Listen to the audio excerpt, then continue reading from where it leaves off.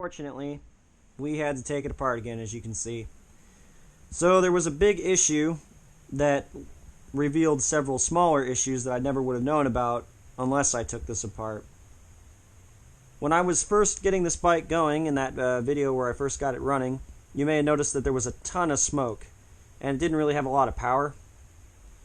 Now, at first I thought this was just a carburetor thing, or maybe that it needed to break in a little bit. But not featured in that video were all the times that the bike ran away from me. Pulled a little runaway two-stroke action multiple times. And the first time it happened, I hoped that it was just a fluke. It wasn't a fluke. So when a two-stroke runs away, that typically means that, excuse me, that typically means that the crankcase is leaking. And there's it's basically simulating a wide open throttle. So these oil seals are probably no good. Now, replacing them isn't too big of a deal because they're fairly common size, but finding the exact replacements were not something that I could do. The closest I could get was this right here, which is a 20 by 30 by 7 seal, but it's only a single lip. Now, it's numbered for the earlier year of this bike, but being a single lip is kind of a problem. The stator side has a double lip.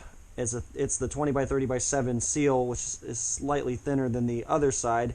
The double lip is for stopping dust on the one side, and of course the oil seal on the other side. So that's not a big deal if it was only one lip. But this side right here, the transmission side, needs to be a double lip because it's separating an oil bath and an oil burn here. So that was kind of a problem.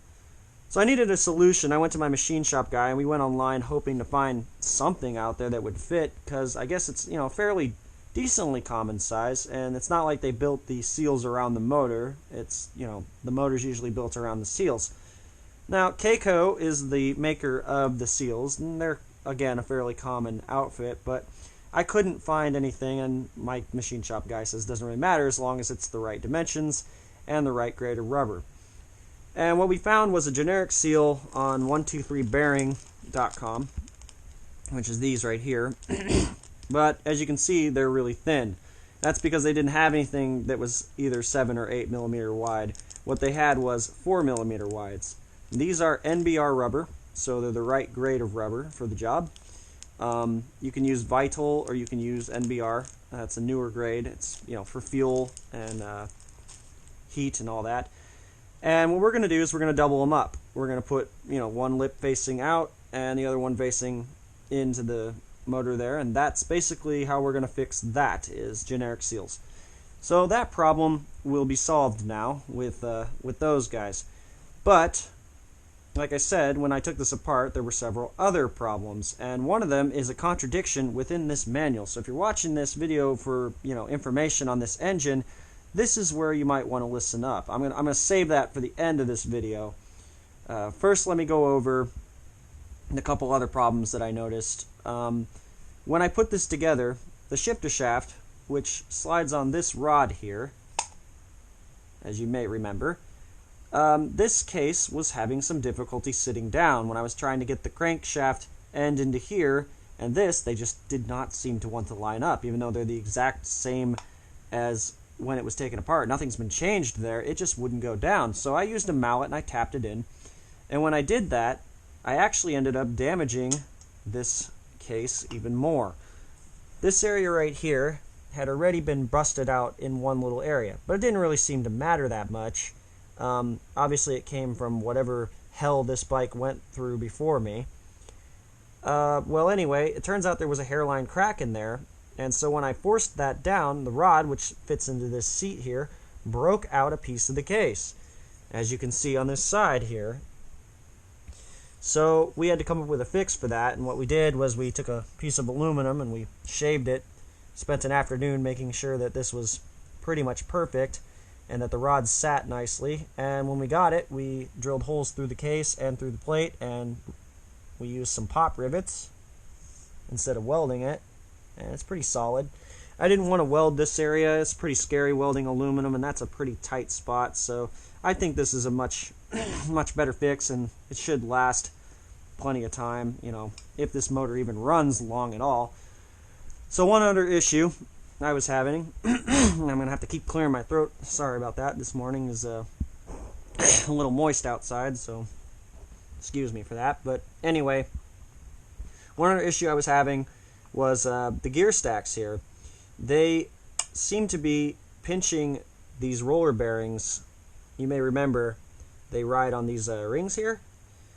So these rings seem to be pinching the roller bearings too much, and I'm thinking that it's probably either because of these gears or because this bearing cage here wasn't sitting down far enough. Either way, there's wear on these now that wasn't there before, and my machine shop guy says that wear is definitely from the bearings being pinched too tightly. I thought it was the opposite, that it was that there was too loose of a gap and that they were walking a little bit back and forward.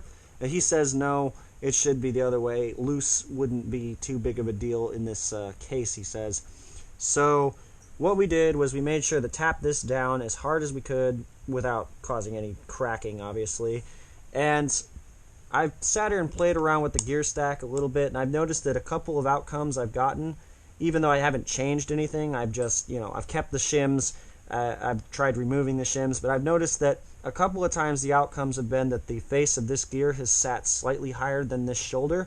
You want to avoid that. The book says specifically that that is not to be, that you need the face of the gear to ride even with the shaft.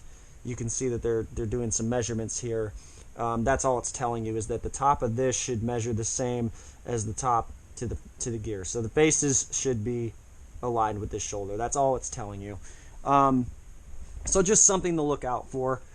I noticed that my shims were not in the right place. I hadn't noticed this before, but when I took this apart, these shims were actually in between third and fourth gear, and the manual does say that they're supposed to be between first and second gear. So, when I reassembled this, like I had said before, I did it the way that it came apart. So whoever took this apart before me didn't get those in the right place. But one thing that they did get right, or at least I think they got right, is this weird little contradiction. And this is the part that I was talking about to you guys, if you're putting one of these together and you need to know this. So the book manual says, fit first speed gear with its lubricating groove facing second speed gear. Now this makes perfect sense when you think about it. These grooves are to spread extra lubrication, and what it's basically telling you to do is to have this gear face this way, right? And it says face this, and this is first gear, face it towards second, and then so on and so forth. That makes perfect sense. However, when you spin those gears, you get that. Now, even when I introduce the shims into this equation, it will still make that sound. So they're not doing anything. One would think, well, maybe there's not enough shims in this motor then, but if I added any more, then the last gear will ride too high. So when I took this apart, the first gear was facing the other direction. And now I know why it was facing the other direction, because, of that sound. That's obviously two gears grinding the wrong way. The manual contradicts itself in this paragraph. It says to do this, but the picture illustrated shows the opposite. If you look at that picture, you can see first gear, clearly, the groove is not facing up. However, the other grooves are facing up. You can see the last groove on the last top gear there. The tiny little double-lined channel there is facing up. So even the book contradicts itself right here. And, like I said, when you introduce the gear stack like this, you can aim all the other lubricating grooves facing this way. See? It's fine. So that's the way I'm going to assemble it. I'm going to have all 4 lubricating grooves facing up and first gears facing the opposite way, because that's the way that it came apart when I took it apart, and that's the way that they're showing in the book. It makes sense. I talked to my machine shop guy, and he said that's kind of weird, but he agreed with me that, yeah, that they screwed up in their text there. So even the shop manual doesn't always know everything.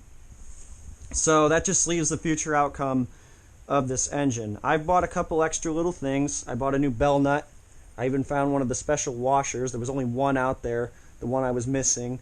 So I'm going to make sure that this thing is tuned up as good as I possibly can get it, you know, as correct as possible. But I don't know how long this engine's going to run.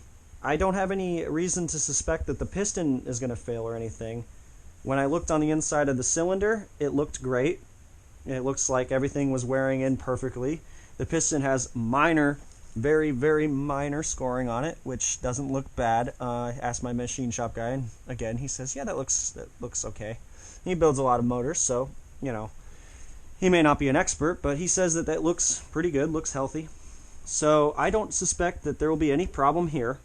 If there's a compression issue, I'll pop the head off and I'll take a little bit of that copper stuff and we'll put it down and it'll be fine. So no big deal there. When I cement this thing together, I'm going to do such. I've got this stuff right here, which Yamaha recommends to use, I guess, when you do rebuilds. That's what I've been told by a different guy that I go to, a mechanic for motorcycles. He says use this 3-bond stuff. It's good for gas, water, oil. It's resistant, high temperature. Really good stuff. So I'm going to make sure to slather the hell out of this case with that because there's a possibility that there could have been a leak developing here as well. It's definitely possible. It's not a perfectly machined surface anymore. So yeah, we're not gonna necessarily trust the gaskets, but I'm gonna do the best I can to get this thing going down the road.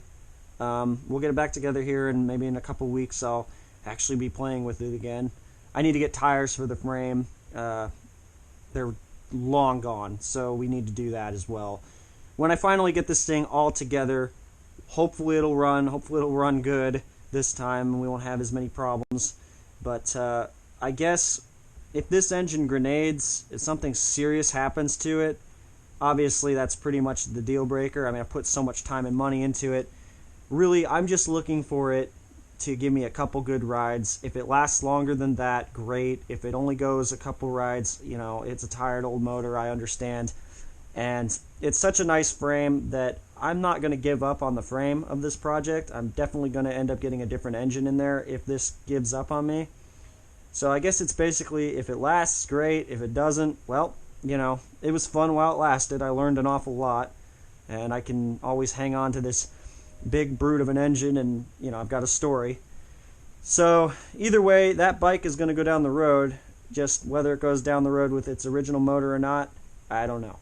Who knows? Maybe there's another Zundapp out there by the time that this blows up on me that I can replace it. It may not necessarily blow up. It may last for a long time. It's really hard to say. I think if there's going to be a failure, it's obviously going to be somewhere around here in the gearbox. Something's going to probably give out, maybe one of the bearing cages. If it's a minor blow, you know, like say just this little guy gives up on me and nothing gets severely damaged, fat chance. But if it does happen, I can always pop this out and we can find a regular bearing like this guy right in here. We can find something in this style and, you know, maybe we can make it work. So far this bike has been pretty much the, you know, jerry-rig it to get it working if something fails thing. Unfortunately, when I was putting it together the first time, I screwed this up. And so this might need to be replaced now too. I've managed to get the clutch cable to work, but good God, is that scary. I mean, you think about what that's supposed to be doing. If that gives up, I've got no clutch. I mean, you know. So there are some things that are a little bit of a shame on this motor. It's definitely tired. But it's been a lot of fun. I had it running once. I do believe it's going to run a lot better now that the oil seals have been changed. So we'll just see how this goes, and I'll get back to you guys on it maybe when the weather gets nicer. It's winter right now, so yeah, when this weather starts getting better in a few months, hopefully I'll be going down the trail with this thing.